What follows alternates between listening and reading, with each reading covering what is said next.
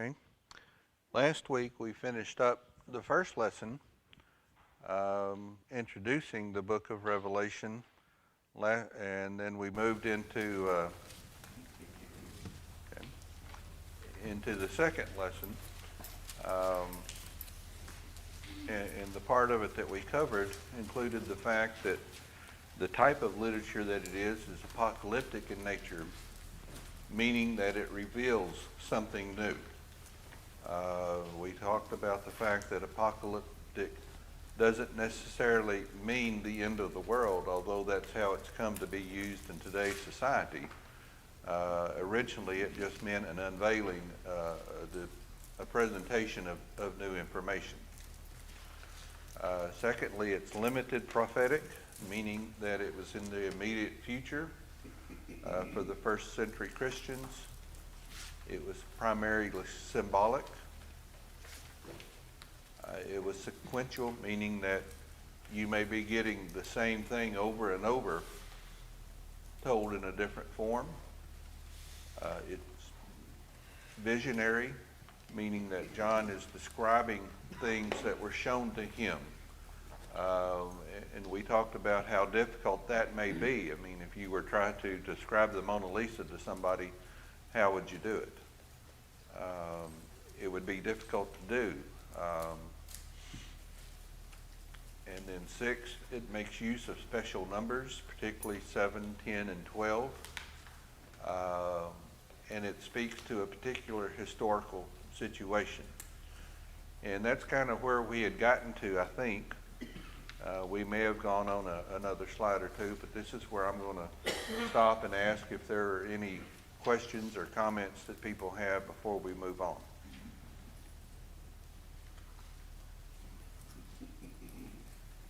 I don't see anyone eager to speak up.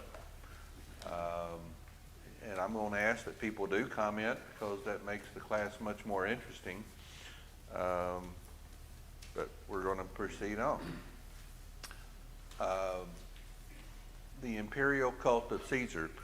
I'm assuming that you read that in the books. It's an important idea, explains what was going on at the time. The cult of Caesar basically derived from the fact that Julius Caesar, when he died, as a way to honor him, they officially recognized him as a god. And the Roman state did that.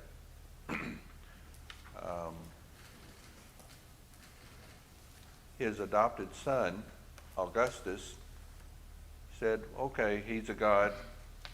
We can allow temples to be set up him. And in Asia Minor, some of the cities there wanted to do that, and he allowed that to happen. This is the first manifestation of Roman emperor worship that we have.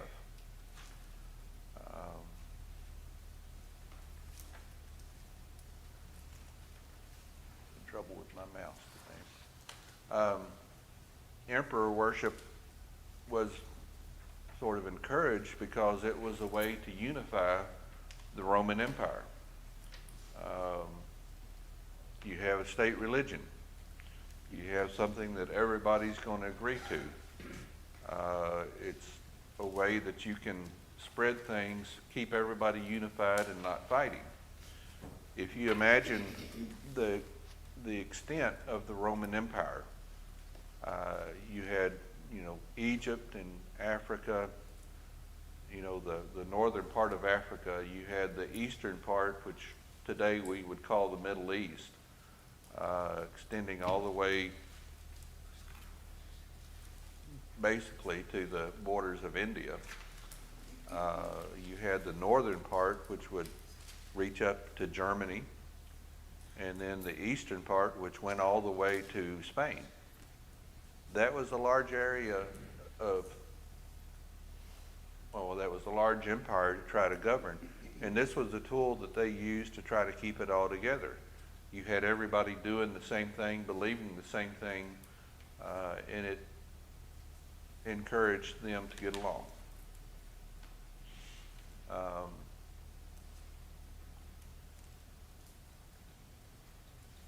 In some regions such as Gaul, that's what we know as today as France. Um, they even took the initiative to set it up because that's what they were trying to spread. They were trying to do this. This next slide is entitled The Apotheosis of Antonius Pius and His Wife Faustina. And this is a sculpture depicting this idea of someone being made into a god at the time of their death. And in this you can see this is one of the other gods carrying them on his back.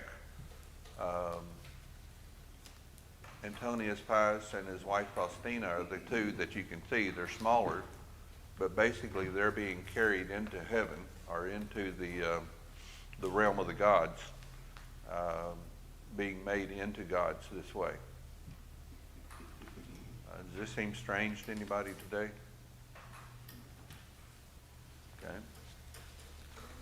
This was not unique to the Romans.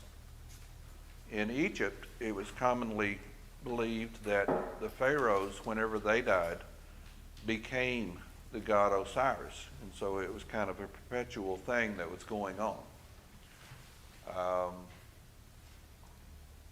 Philip II of Macedon gave himself divine honors, and then Alexander the Great was also given this honor. So it was something that the leaders of the land commonly did. Now, to me, it sounds rather arrogant to do this. It's hard for me to imagine anyone doing this, but this is actually carried on into the modern times. In artwork, you can see things like the apotheosis of Napoleon, and then there's also the apotheosis of Washington, which is painted in the dome of the Capitol building. And this is a picture of it. You may have seen this picture before, but not known. Is my thing not working again?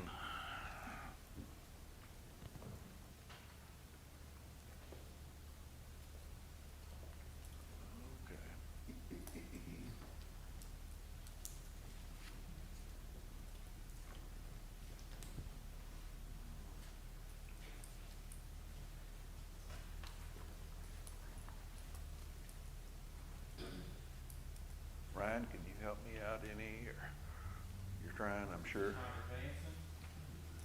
I'm advancing, yes.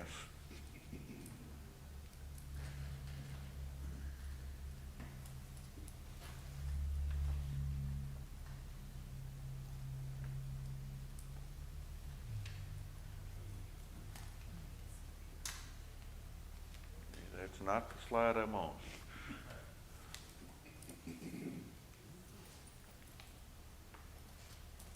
I apologize for this.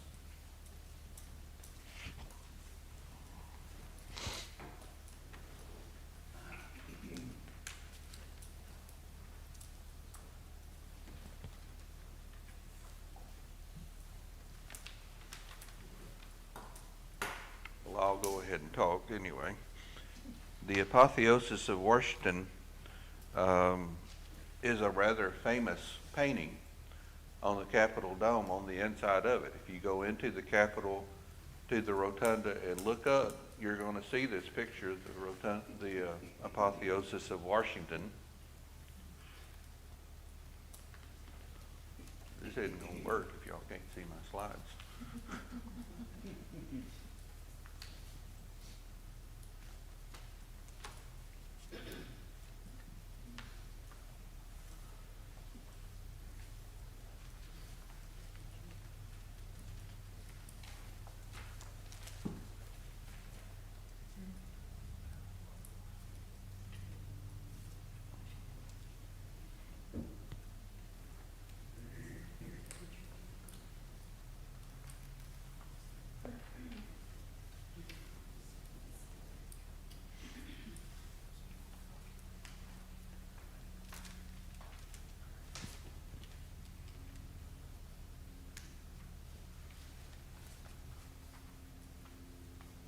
There we go. Apotheosis of George Washington. Like I said, this is a painting that probably everyone has seen. but most people don't know the name of it or understand what it is they're looking at. These figures surrounding George Washington are supposed to be angels taking him to heaven, where he is going to become a god.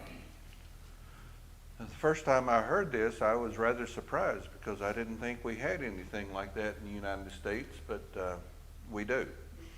I think this was painted in the 1800s, so this would have been after George Washington's death. And we don't appreciate it today, but following the Revolutionary War, George Washington was immensely popular. And manifestations of that are still seen. If you go places, in the East, may have a plaque, George Washington slept here. Well, I've slept a lot of places. They don't put plaques up for me. Well, they may someday. Well, they may. They'll probably say he fell asleep when he shouldn't. But nonetheless, George Washington was a modern rock star back then. Everyone was proud. They wanted to be around him. Anything associated with George Washington was patriotic and what they wanted. Still is like Mount Vernon, all those places in and around Washington are very popular. Yes. And so whenever you think of it in those terms, this idea of the apotheosis of George Washington, I understand that better whenever you see that. I mean, how many people make a place famous because they slept there or because they walked there or something? Huh? Elvis. He would be another one, I guess. Anyway, getting back to the imperial cult of Caesar. Yeah. Didn't do it again, did it? Yeah. Oh, yes, Jordan. Before you move on. Okay. So, this isn't a painting I really studied in school that much, but I'm like, was this just to honor him, or were they actually, like, he is a god? Like, which, like going, America, freedom of religion, freedom of this and this and this, I just kind of, it just goes against, like, all the documents that say, in the year of our Lord. So this is very jarring to me to see this. This was not, or let me back up and kind of repeat the comment. She said it was very jarring to her to see this picture because it's not what she reads in the Constitution and in the early documents. You have to understand that George Washington didn't do this. It wasn't the founding fathers that did this. This was someone 50, 60 years later that painted this. And so in answer to your question, why was it done? I suspect it was done to honor him. But I don't think people actually believe he was a god. I don't believe so. I don't think they thought he was a god. But he was immensely popular. So, It's like Mother Teresa, yes. and they heard her sing. Mm-hmm. So, it's kind of the same thing. Okay. We need to advance again. Nope.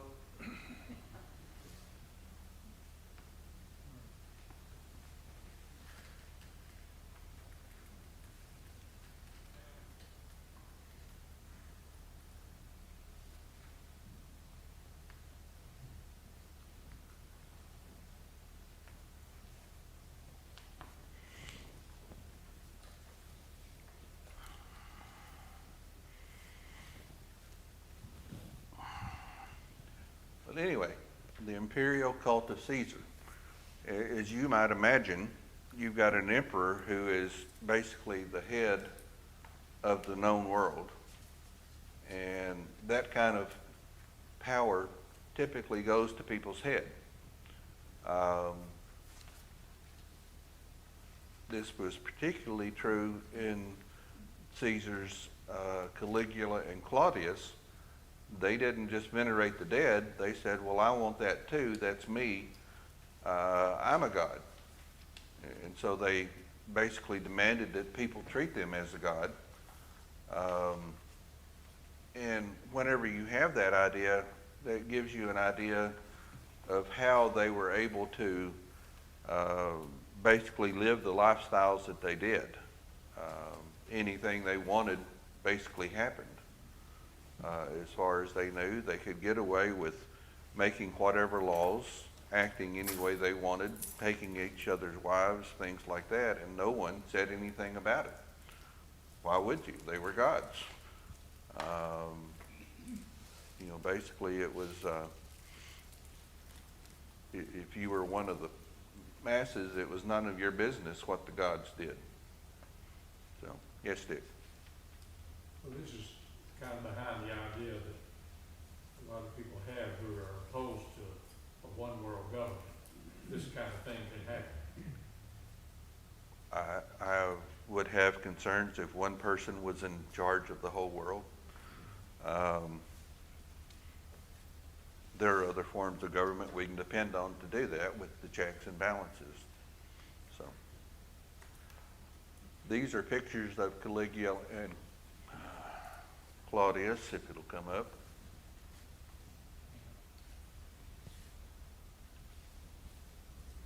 It keeps losing its signal for some reason. Okay.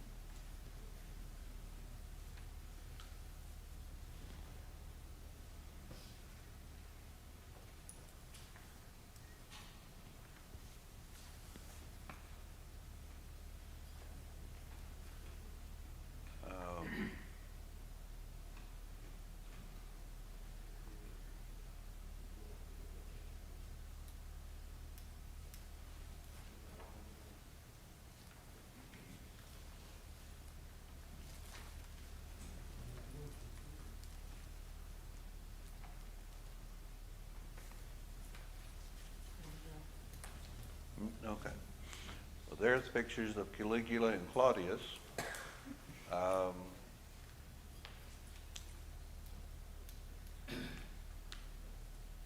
In the last years of his reign, Domitian, who was the emperor at the time that Revelation was written, gave himself the official title, our Lord and God. So he was buying into this a lot. He's saying, y'all are going to treat me like a god, I'm it, and this is the way things are going to be. Okay. Asia Minor, which is where the book of Revelation was written to, became a big center for the worship of Caesar. And this is a picture of Domitian. And that's what, he's the one that was doing a lot of this. In Ephesus, they had a big temple to Domitian, and these are the ruins of it. Now, if you can imagine, you've got Christianity, which says there's one God, and Caesar wasn't it. And so if they refused, they were putting themselves up against the Roman government, all this power, and basically the popular religion. So they were setting themselves up, more or less, putting themselves outside of the mainstream. Now, the first persecution of Christians occurred in AD 64 under Nero. But fortunately, that persecution was limited to Rome itself. It was not spread beyond those borders, and a lot of people think that Nero set fire to part of the city to basically clear out some area. He needed someone to blame it on, and so he blamed it on the Christians. That led to their persecution, which of course the Romans kind of loved anyway. They loved to make a spectacle out of people that they had defeated. It wasn't until after the reign of Domitian that the government basically took notice of the Christians and started persecuting them in earnest. You know, a lot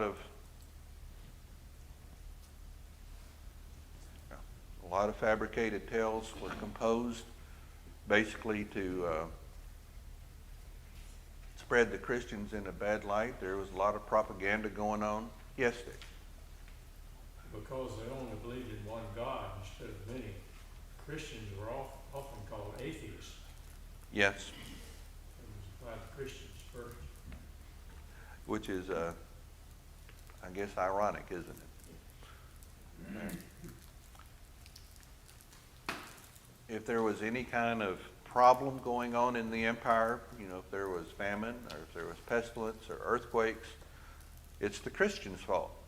They basically became an easy scapegoat to blame everything on. And we know from modern history that still happens. We have ethnic cleansings that go on because people want to blame a particular group of people for everything that's going bad.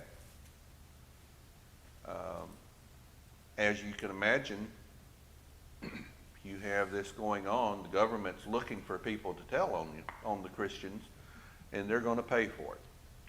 And so a lot of people would make up tales about Christians, basically to get money, but to get the Christians in trouble.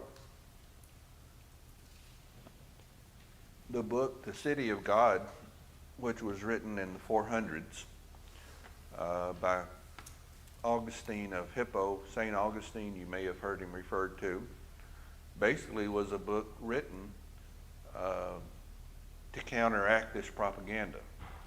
He was saying, well, no, the Christians didn't cause this. This was all going on before. You're just blaming us when that's not the case. And he makes several good arguments.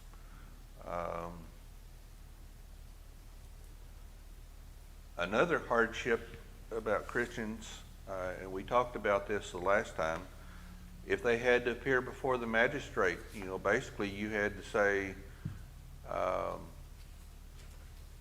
you know, I believe Caesar's the God.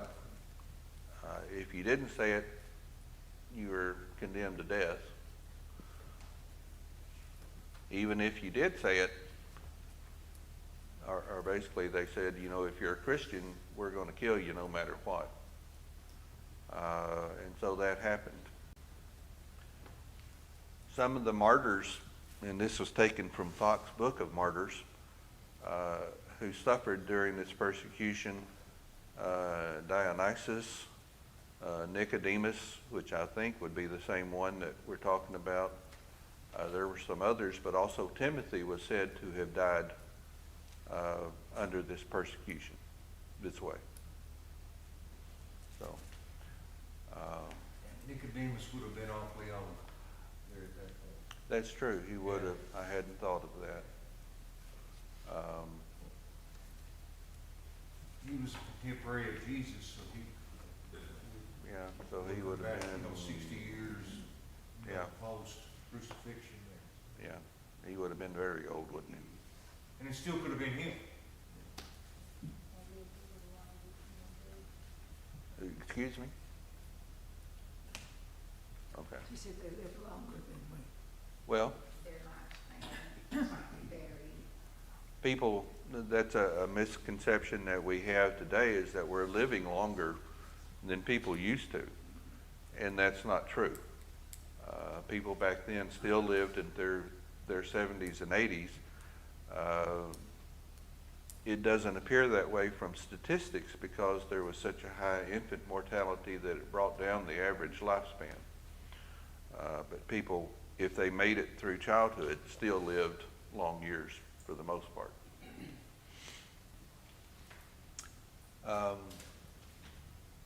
Okay. Basically, persecutions would continue up until the time of Constantine. John was letting the Christians know what was going to happen, is basically what he's doing in this book. The Decian persecution is one that I wanted to give as an example because it has a lot of information that we can gain from it. The Emperor Decius in 250 AD, which would have been about 150 years after John wrote the book, said everyone in the Roman Empire had to perform a sacrifice to the Roman gods and for the well-being of the emperor. He was saying basically if you're a loyal Roman citizen or Roman subject, you've got to come and offer a little pinch of incense wishing the emperor well and that he's going to have a long life. On the face of that, it doesn't sound that bad to say, well, we wish the emperor well. You know, we're told to pray for our leaders. But the act of offering the incense was a sacrifice, treating him as a god. This had to be witnessed, and you had to have proof that you did it. This is a picture of that happening. The picture on the left, shows someone offering the incense. You've got the magistrate, and then you've got whatever temple servant is there doing it. On the right is a slip of paper called the libellus, and it basically says that this happened. These are a couple of others that were found. These were rather common. They're not rare. This is one dating from 250, discovered in Egypt, and it reads, "To the commissioner for sacrifices in the village of Alexander's Island, from Aurelius Diogenes, son of Cettabus, of the village of Alexander's Island, age 72, scar on right eyebrow." So, I mean, this is Aurelius Diogenes. This is the guy performing it. He's telling where it was done at. It's identifying the person. It says he's 72 years old and he's got a scar. So they know who it is. It's not like you could, go borrow one from somebody and say, well, here's where I did it. The last part of it is the presiding official, and he says, I witnessed it. And it was dated this year. And so that was what was written on these pieces of paper. If you didn't have this, in some instances you were not allowed to participate in the guilds that were present. You couldn't buy at the markets. You couldn't basically do anything in normal society without this piece of paper. And so if you refused to do that, you were basically cut off from society. It's interesting that Jews were explicitly exempted from this. Does anyone know why?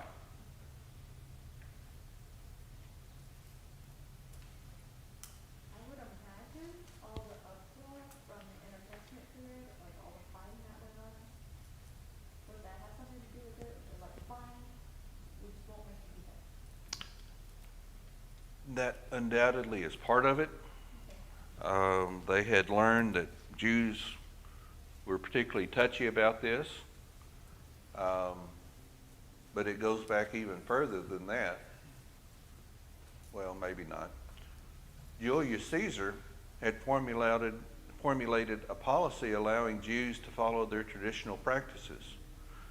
The Romans tend to regard anything that was old with respect. And so if it was an old religion, basically it was okay for you to keep doing it. Augustus, when he followed Julius Caesar, said, okay, we're going to allow this to continue. As long as you're doing religion the way your ancestors did it, it's okay. And it was Rome gave that benefit to every. Yes, other religions as every- well. Yes, yeah, in every place they conquered, If they it, allowed that to go so long as there was no insurrection or a rebellion against Rome itself in the process. if it was an established religion, Yes. they wanted to let it continue. And that's because it made their lives easier, the Roman government, not as a benefit to its new citizens, but it kept things calmer, therefore Rome.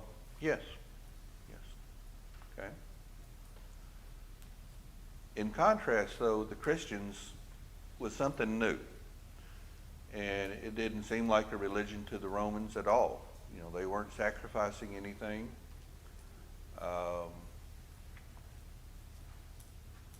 Basically, it didn't fit. Pliny the Younger and Tacitus in his Annals, and this was about 116, so this was soon after the book of Revelation was written. It referred to Christianity as superstitio, meaning that it was excessive and non-traditional religiosity that was socially disruptive. So that's how they looked at Christianity. And so to the Romans, it appeared that Christians had abandoned their former religion. They weren't practicing as the Jews were practicing anymore. Yes. Now, I think it was Tacitus too that had written in reference to Nero's persecution. That while the Christians probably weren't guilty of setting Rome on fire, they were still deserving. Yeah. Of all the persecutions they were enduring. Yeah. So while they weren't guilty of this one, They it's were all right to guilty of punish them many anyway. other stuff that was deserving of having their heads used as lanterns. Yeah. So, okay. First, Christianity was evangelistic, Yes. and they were trying to spread it, convert people, and they didn't like that. Judaism wasn't into evangelism, and all the others were pretty well settled. But Christianity was different in that they evangelized. Yes. Judaism pretty much is exclusive. He says if you weren't born a Jew, you can't do it, except under special circumstances. And you're right, to the Roman officials, trying to convert others seemed dangerous. Well, everywhere that they went and preached, there was riot. Yes. So that, they had a foundation in that kind of situation. Yes. Everywhere Paul preached, pretty much fights broke out. Trouble got stirred up. He had to flee several times. And then if you can imagine refusing to wish the emperor well, you know, that's seditious.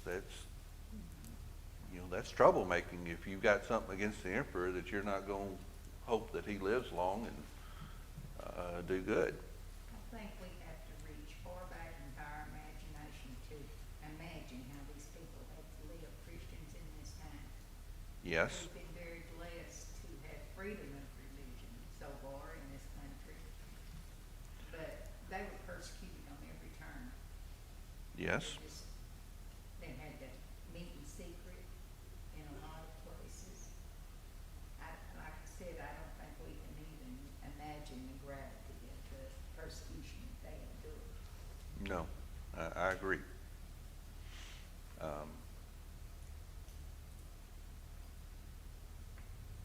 So Christians, because of their faith, couldn't go offer that little pinch of incense. And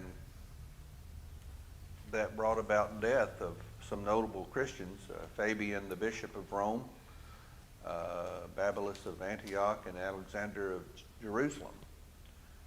Fabian, being the Bishop of Rome, they'll classify him as one of the early popes.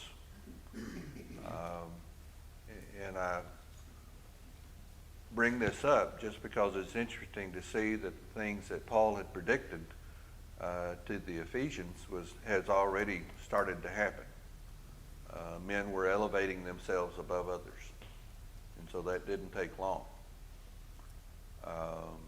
The apostasy was happening. It wasn't something that was going to happen thousands of years later. So. Scott, Yes. I was thinking about a point there too. World War II, a lot of people that were part of the Nazi movement later on after the war, they said, well, we were just following orders. Yes. But Christians didn't do that. They didn't say, well, we were just following orders. They wouldn't participate.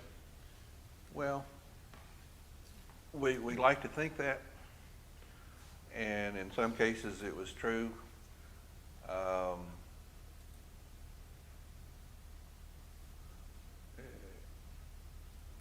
A lot of times they went into hiding. However, there were many that did fall away and did lapse. And so you can't say just because they are a Christian, they're brave and courageous and never fail. There were a lot that did.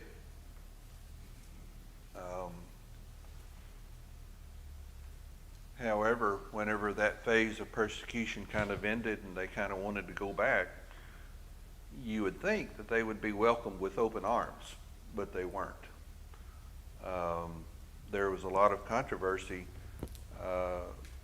about what we're going to do with these people who basically betrayed Christ. Are we just going to accept them back and not ask anything of them? And to me, when I was studying this, it seemed to be one of the areas or one of the instances of where the idea of penance came to mind. You had to do some kind of act to show that you were loyal and that you had actually repented.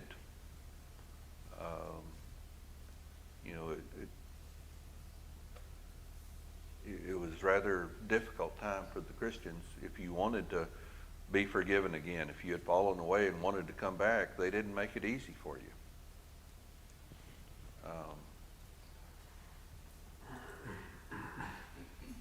Remember, this had started in 250.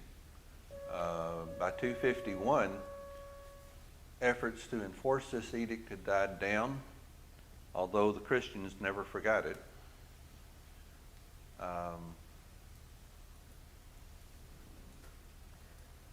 Decius died in 251, meaning that basically everything that he had done, people started ignoring because the new emperor's going to do what he wants.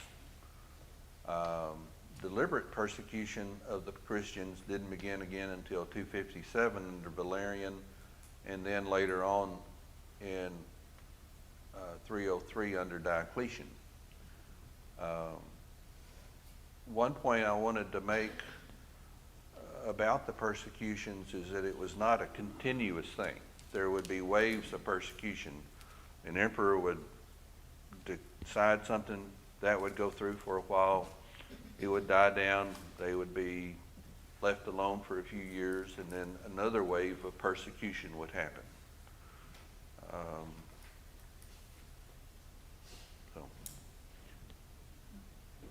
So the ultimate purpose of this book, and this is kind of coming to the end of the lesson, the purpose of the book was written to comfort Christians, saying that Rome is going to be judged and destroyed, and although it's going to be painful, you're going to come out and be victorious in the end. So that's what the book of Revelation is basically saying. Anyone have any comments or questions on it so far? That's pretty much the theme of the book, be faithful unto Death. unto death. Mm-hmm. That's pretty much the whole thing. Yep. We forget that. And we misquote that verse We sure so do. often and say until death. Yeah. And it's not just because of these persecutions unto, even if it means you're gonna die. Mhm. There you be faithful in it, and that's, particularly the first part of the well throughout. Yes. Scott, Yes. I just missed what Teddy said, but he said the same thing, I'm sorry. And I really can't prove this, I'm not gonna be dogmatic about it, this is just an idea I've got, just from a real loose context. But when it says be faithful unto death, and I may be totally wrong on this, I think the idea a lot of people get is to die of old age or disease. Because of the persecution being so bad at that time, I've always kind of got the idea of what that meant was be faithful even if you were under the threat of death. You couldn't. Now, I may be wrong. You know, I wouldn't intend to debate that with anybody. Well, it just, that's the feeling I get. I know feelings don't count. It only matters what the word says. But I just, to me, that's always the idea I've got from that is be faithful unto death. Be faithful even if they've got a sword at your throat. Be faithful. Yes. And that is what it's meaning. I don't think there's any question about that. As Teddy pointed out, as you pointed out, as Freddie pointed out, it's the idea of that you're going to be faithful even if you're going to get killed for it. And we don't think about it, but we're still under that same obligation today. And it could happen at some point. Hopefully it won't. We hope and pray it doesn't. So. Any other comments? The questions, what parts of the Old Testament act as a backdrop, and which books contain apocalyptic material? I think we covered this last week. Parts of Isaiah, Zechariah, Ezekiel, Daniel, and Joel are written in the apocalyptic form. Those are books we don't study a whole lot, aren't they? It's hard. So, what are the two main functions? Writing in this style provides hope and comfort, and it's a warning about consequences of disobedience to God. The idea of limited prophetic meant that it was something that was going to happen immediately. We're not talking about the end of the world. How does the fact that the material in Revelation is described in symbolic? Well, we'll finish up the questions next time, and then we'll go on into chapter 3. I apologize again for the difficulties that we've had.